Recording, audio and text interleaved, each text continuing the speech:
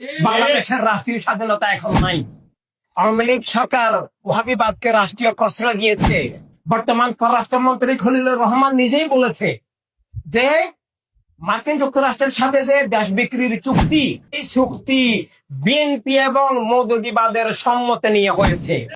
Israel আমেরিকার দালাল interim সরকার, আওয়ামী লীগ সরকার ওয়াহাবিবাদকে রাষ্ট্রীয় প্রশ্রয় দিয়েছে, ওয়াহাবিবাদকে রাষ্ট্রধর্মে পরিণত করেছে। ওয়াহাবিবাদের এই কুফরি বুয়া ডিগ্রিকে মাস্টার্সের সম্মান দিয়েছে এবং আরো অনেক কিছু। তুরাগের ময়দান দিয়ে দিয়েছে, কাকরাইলের মসজিদ দিয়ে দিয়েছে এবং রাষ্ট্রীয় পৃষ্ঠপোষকতায় ইমান ধ্বংসাত্মক পাবলিক জমাতকে আওয়ামী লীগ কায়েম করেছে। পরবর্তীকালে তারা উৎখাত হওয়ার পর যে ইন্টারিম শয়তান দেশ বিক্রি করে দিয়েছে। ইসরায়েল আমেরিকার দালাল ইন্টারিম সরকার ছিল ইউনুস, এই জারজ ইউনুসের সরকার।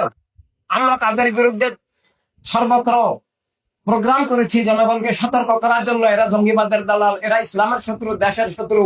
তারা একটা চুক্তি করে গিয়েছে আমেরিকার নির্বাচনের 3 দিন আগে, যে পুরো দেশ বিক্রি করে দিয়েছে।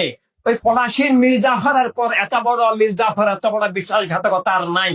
বাংলাদেশের রাষ্ট্রীয় স্বাধীনতা এখন নাই। এবং আরো আশ্চর্যের বিষয়, বর্তমান পররাষ্ট্রমন্ত্রী খলিলুর রহমান নিজেই বলেছে যে মার্কিন যুক্তরাষ্ট্রের সাথে যে দেশ বিক্রির চুক্তি, যে স্বাধীনভাবে কেনা বেচা কিছুই করতে পারবে না, আমদানি রপ্তানি কি হচ্ছে সব আমেরিকাকে দেখাতে হবে। ওরা বিনা অনুমতিতে প্রতিটি পোর্ট ব্যবহার করতে পারবে। এইভাবে আমেরিকান ফেডারেল গভর্নমেন্ট আমেরিকার প্রদেশগুলোকে এইভাবে ব্যবহার করতে পারে না, যেভাবে বাংলাদেশকে বেছে দিয়েছে এই বিশ্বাসঘাতক মুনাফেক মির্জাফর ইউনুস। ইউনুস করবে, ইউনুস ওদের দাস দালাল, ওদের এজেন্ট। কিন্তু সেখানে বর্তমান সরকারের পররাষ্ট্রমন্ত্রী বলতেছেন যে এই চুক্তি বিএনপি এবং মৌদুদিবাদের সম্মতি নিয়ে হয়েছে।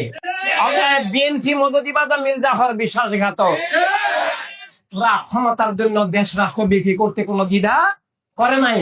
আর যদি সেটা মিথ্যা হয় তাহলে প্রতিবাদ করুক যে আমরা এই চুক্তি মানি না, আমরা এই চুক্তিকে অন্যায় ঘৃণা করি, আমরা এই চুক্তি দেশ বিক্রির চুক্তি, রাষ্ট্রীয় স্বাধীনতার সার্বভৌমত্ব বিকিয়ে দেওয়ার, ট্রাম্পের পায়ে সমর্পণ করে দেওয়া থেকে আমরা জনগণকে নিয়ে বেরিয়ে আসতে চাই, কথা বলুন না। সেটা বলার সাহস নাই।